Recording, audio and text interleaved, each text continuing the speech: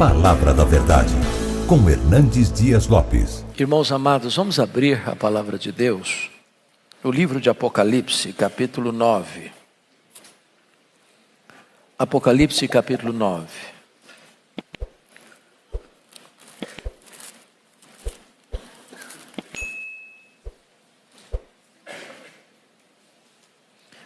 Do verso 1 ao verso 11.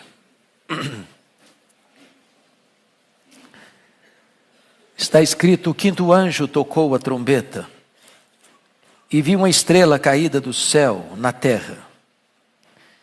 E foi-lhe dada a chave do poço do abismo. Ela abriu o poço do abismo e subiu fumaça do poço, como fumaça de grande fornalha.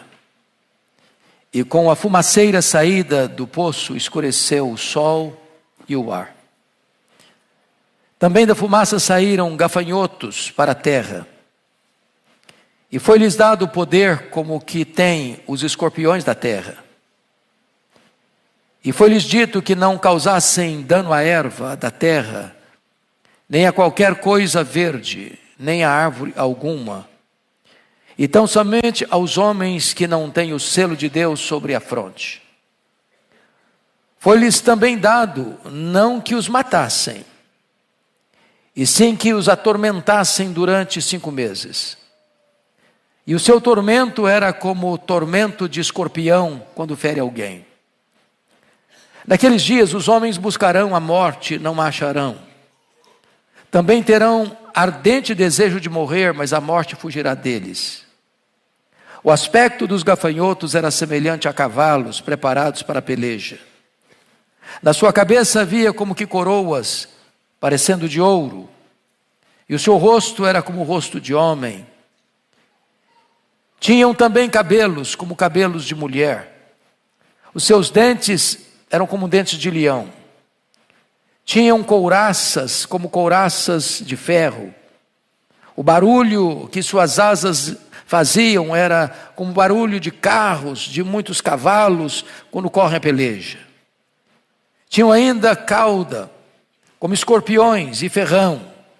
Na cauda tinham poder para causar dano aos homens por 5 meses. E tinham sobre eles, como seu rei, o anjo do abismo, cujo nome em hebraico é Abaddon e em grego Apolion. Eu quero meditar com vocês nesta manhã sobre o tema uma invasão extraterrestre. Uma invasão extraterrestre. Esse texto fala da quinta trombeta. As trombetas são o juízo parcial de Deus ao mundo que persegue de maneira injusta e impiedosa a igreja. As trombetas, ao serem soadas, diz o texto bíblico que a primeira caiu sobre a terra, a segunda sobre o mar, a terceira sobre os rios, a quarta sobre os astros, o sol, a lua e as estrelas. Agora é a quinta trombeta. E nessa trombeta o que você vai ver é uma invasão extraterrestre.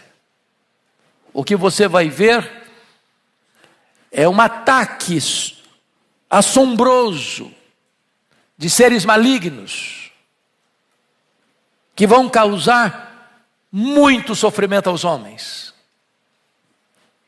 E então, pouse os olhos comigo no verso 1, quando diz que então ele, ao tocar a quinta trombeta, João vê uma estrela caída do céu na terra. Ele não vê a estrela caindo, ele vê a estrela caída. Essa estrela não é um astro, essa estrela é um ser. Essa estrela é uma referência ao espírito maligno chamado na Bíblia de Satanás, de diabo, de antiga serpente, daquele que é assassino, que é ladrão, daquele que é chamado aqui no versículo 11 do texto lido de Abaddon, de Apolion.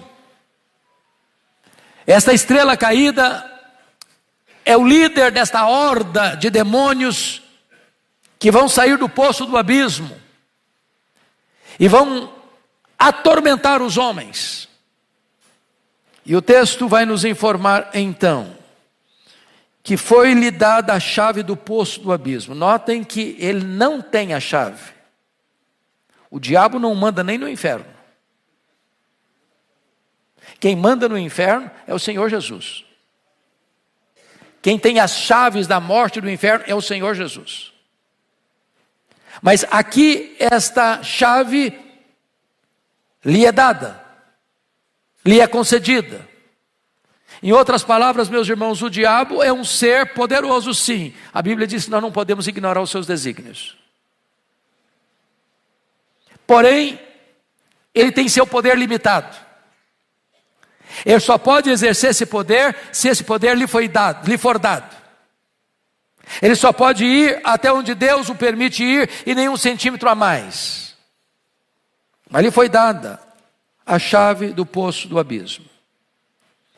E o texto nos informa no verso 2 que essa estrela caída, que é o diabo, é Satanás, é Abaddon, é Apolion, abriu o poço do abismo. É claro que essa é uma linguagem figurada.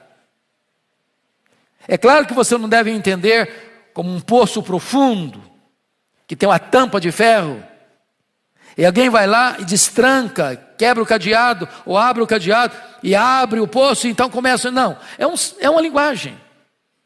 É uma linguagem figurada. Abriu o poço do abismo e subiu fumaça do poço, como fumaça de grande fornalha.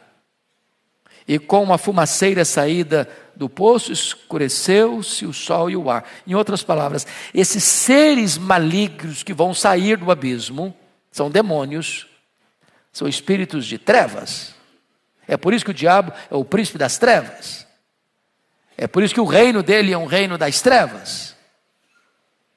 E é por isso que este espírito maligno e esses espíritos malignos que saem vão entenebrecer o ambiente.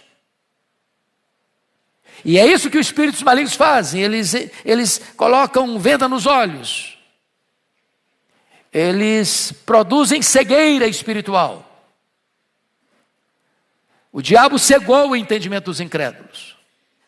E esses espíritos vêm trazendo esse nevoeiro, essa fumaceira, essa situação nublada, onde as pessoas não têm clareza, não têm discernimento, não têm luz.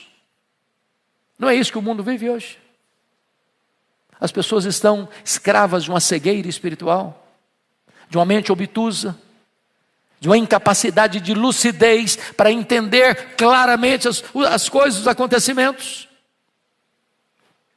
E o versículo 3 nos informa: também da fumaça saíram gafanhotos para a terra, e foi-lhes dado o poder como que tem os escorpiões da terra. Então ele vai falar agora de um bando de gafanhotos.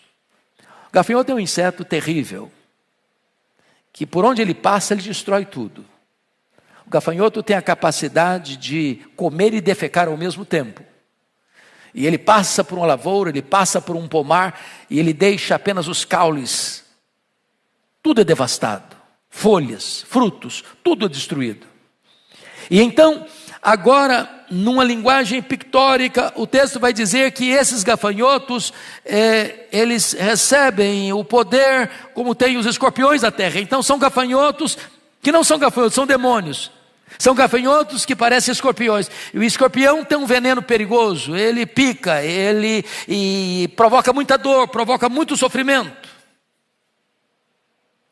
E diz o texto: foi-lhes dado poder como que tem os escorpiões da terra. Agora preste atenção, versículo 4. E foi-lhes dito que não causassem dano à erva, nem a qualquer coisa verde, nem a árvore alguma. Então somente aos homens que não têm o selo de Deus sobre a fronte. Então notem que os gafanhotos, que são escorpiões, que são demônios, têm uma ordem, têm uma limitação de poder. Eles não podem, o propósito não é devastar árvores, que isso é a especialidade do gafanhoto. Por onde passa, ele destrói a vegetação. Vocês não vão fazer isso. Vocês também não têm poder de destruir árvore alguma. E vocês também não têm poder de atacar um grupo de pessoas. Quais são as pessoas? Aquelas que têm o selo de Deus. Irmãos amados, isso é tão importante entender. O diabo diz lá em 1 João 5,18 que não pode atingir os filhos de Deus. É o que eles gostariam de fazer. Mas se você é crente, se você nasceu de novo, se você foi regenerado, se você está justificado pela fé, você recebeu um selo na sua vida, o selo do Espírito Santo de Deus. Você está guardado nas mãos de Jesus. Você está protegido pelo sangue do Cordeiro. Esses demônios, com toda a sua fúria, não podem destruir você e não podem arrancar você dos braços do Senhor Jesus. Louvado seja Deus. Versículo de número 5. Foi-lhes também dado, não que os matassem, e sim que os atormentassem durante 5 meses, ou seja, outra limitação imposta a eles. Vocês vão atormentar, mas vocês não vão matar. E vocês vão ter um tempo para agir, e não além desse tempo. E vocês não podem atormentar a todos os homens, só podem atormentar aqueles que não têm o selo de Deus. Então você quer estar protegido dos demônios? A única maneira é ter o selo de Deus, é estar debaixo do sangue do Cordeiro, é pertencer à família do Deus vivo. Agora vejam, o tormento é um tormento tão terrível, que o versículo 6, o versículo 5 vai dizer que esse tormento é parecido ao tormento de escorpião quando fere alguém. Recentemente, meu irmão que trabalha lá na lavoura, foi atacado por um escorpião. Ele já tinha sido também mordido de cobra, ele gosta das aventuras do campo. E ele diz que a dor é terrível.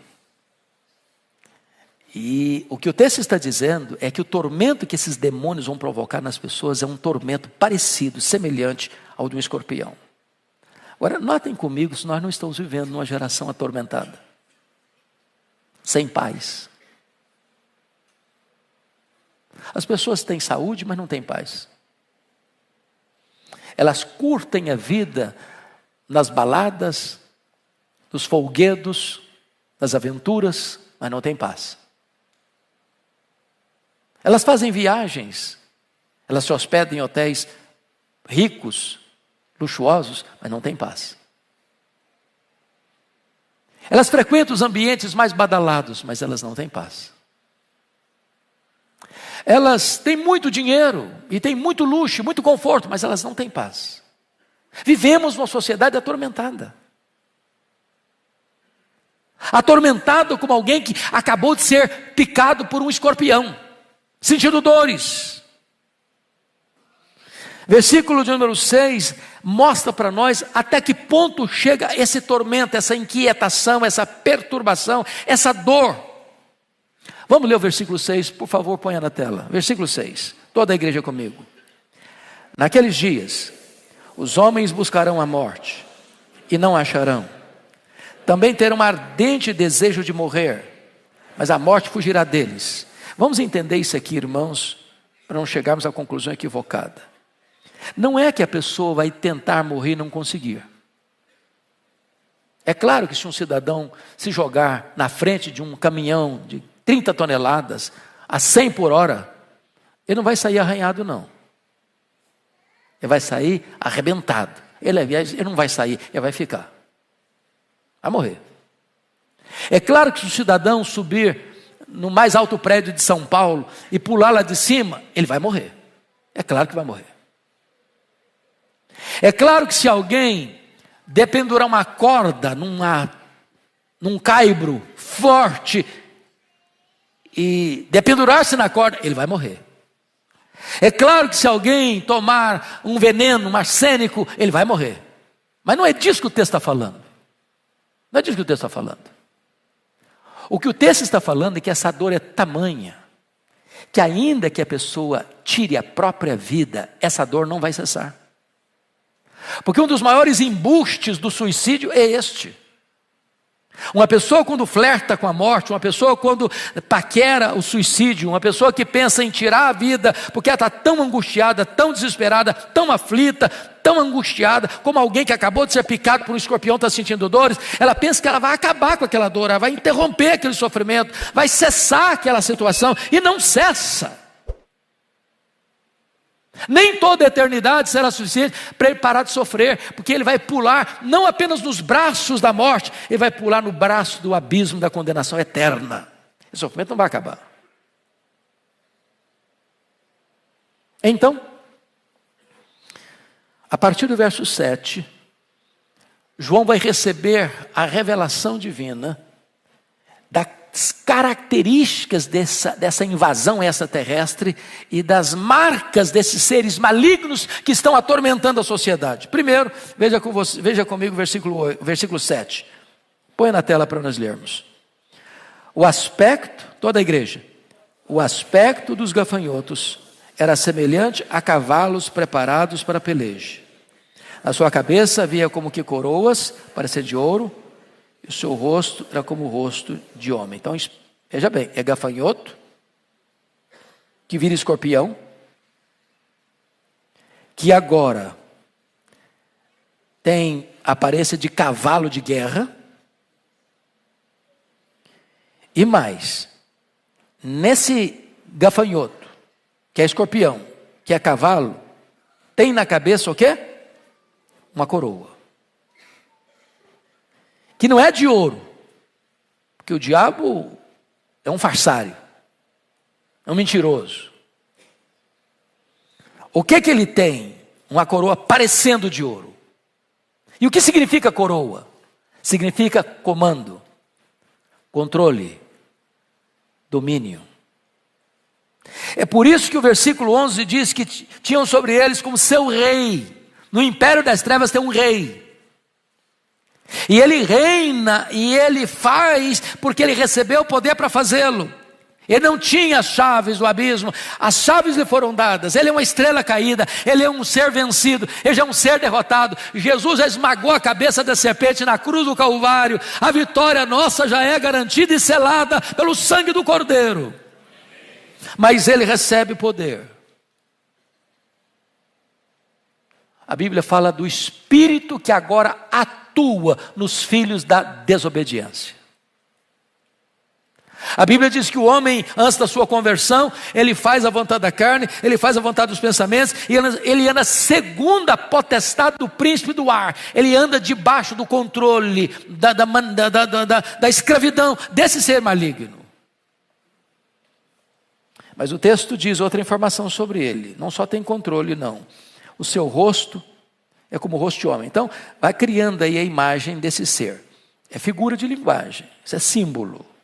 É gafanhoto, que vira escorpião, que vira cavalo de guerra, tem uma coroa na cabeça e tem rosto de homem. E o que significa rosto de homem? São seres inteligentes. Você duvida disso? Que há uma inteligência maligna?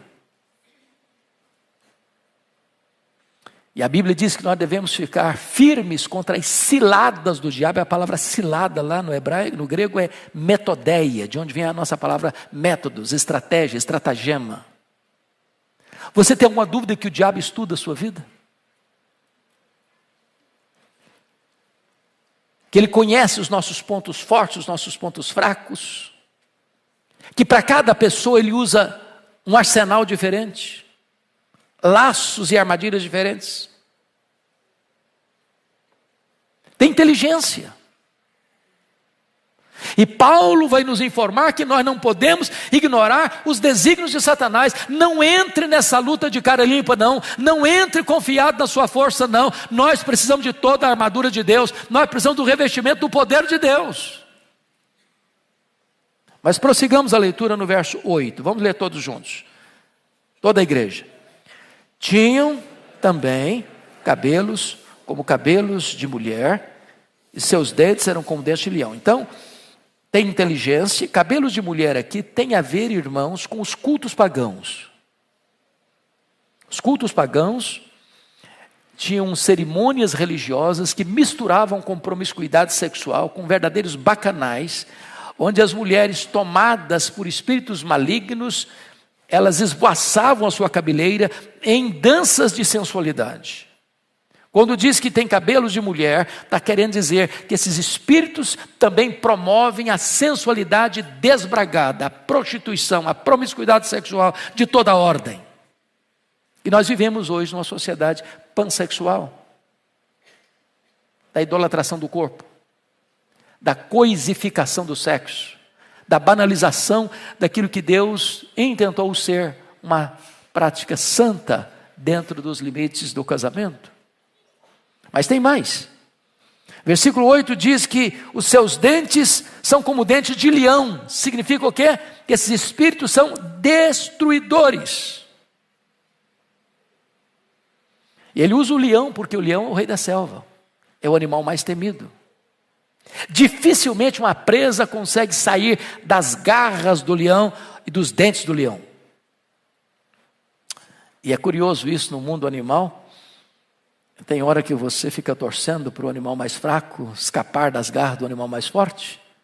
Mas via de regra, quando um leão, esses predadores fazem, o que ele faz? Ele ataca e pega a jugular. Às vezes fica caladinho, paradinho lá, sufoca, tira a respiração e prevalece. O texto está nos informando, meus irmãos, que esses inimigos são destruidores. Ele é assassino. Ele veio para roubar, ele veio para matar, ele veio para destruir. Mas tem mais. Versículo 9, leia comigo, por favor. Tinham couraças como couraças de ferro. O barulho que as suas asas faziam eram com barulho de carros, de muitos cavalos, quando corre a peleja. O que significa couraça de ferro? Esse inimigo é inatingível por armas convencionais. É por isso que o apóstolo Paulo diz que a nossa luta não é contra a carne, não é contra sangue, mas é contra principados e potestades, contra dominadores deste mundo tenebroso, contra forças espirituais do mal nas regiões celestes. É por isso que Paulo diz que nós precisamos de armas não carnais, mas armas espirituais, poderosas em Deus, para destruir fortalezas e anular sofismas. Nem você, nem eu podemos entrar nessa guerra, nessa peleja, dessa invasão extraterrestre de seres malignos com as nossas próprias forças, com as nossas próprias armas. Nós precisamos do revestimento do poder de Deus e de toda a armadura de Deus.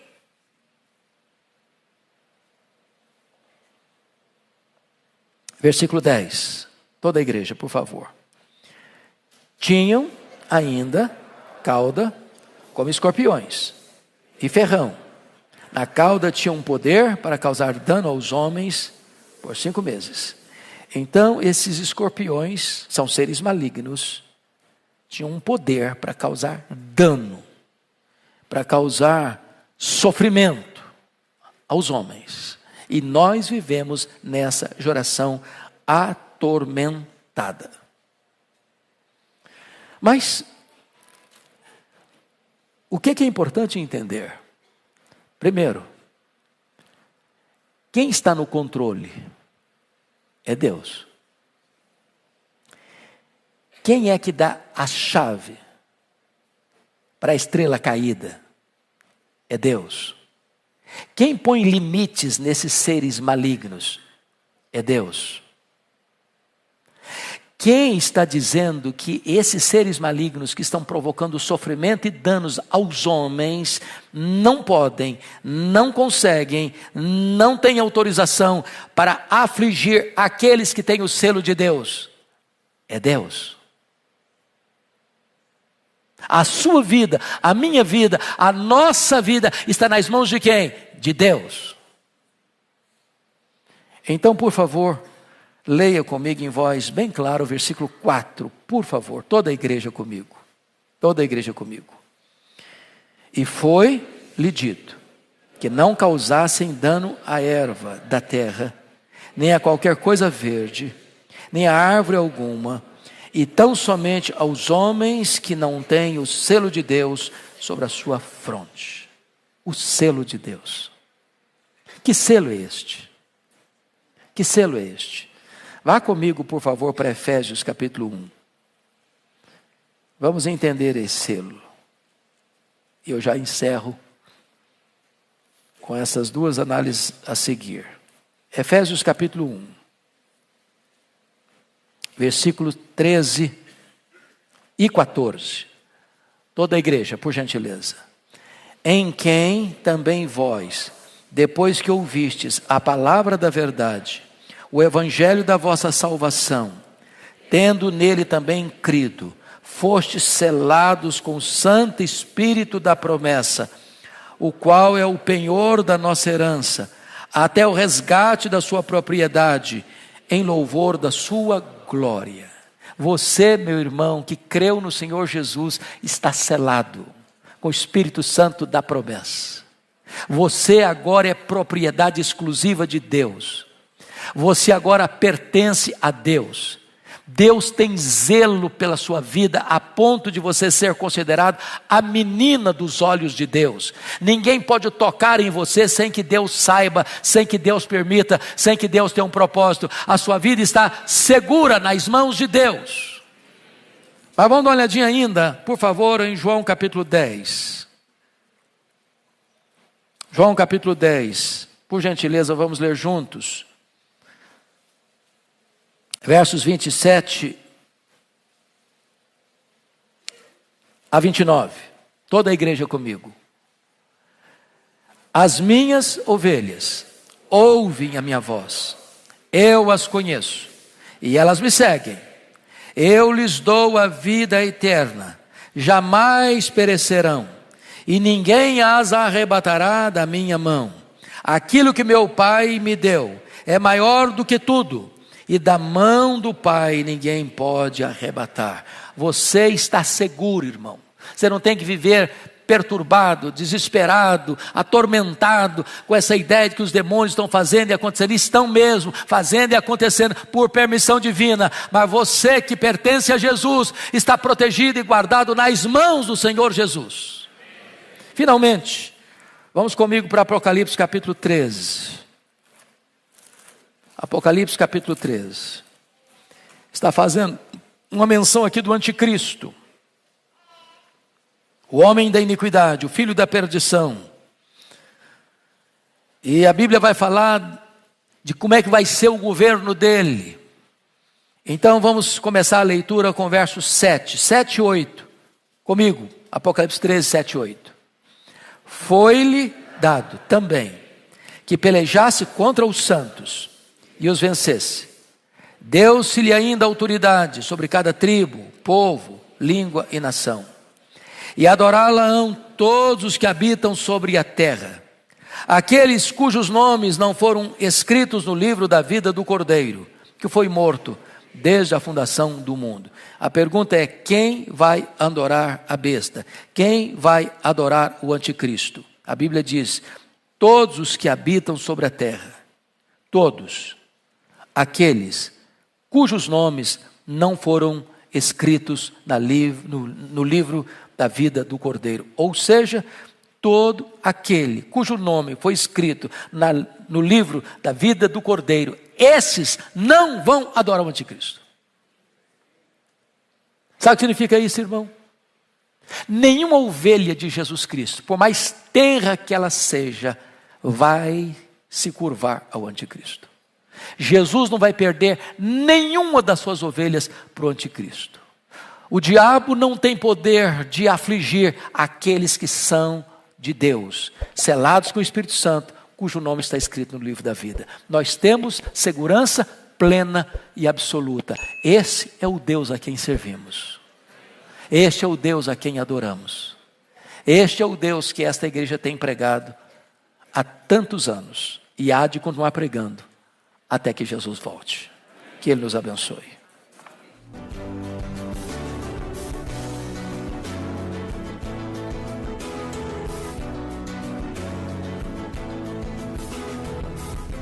Palavra da Verdade, com Hernandes Dias Lopes.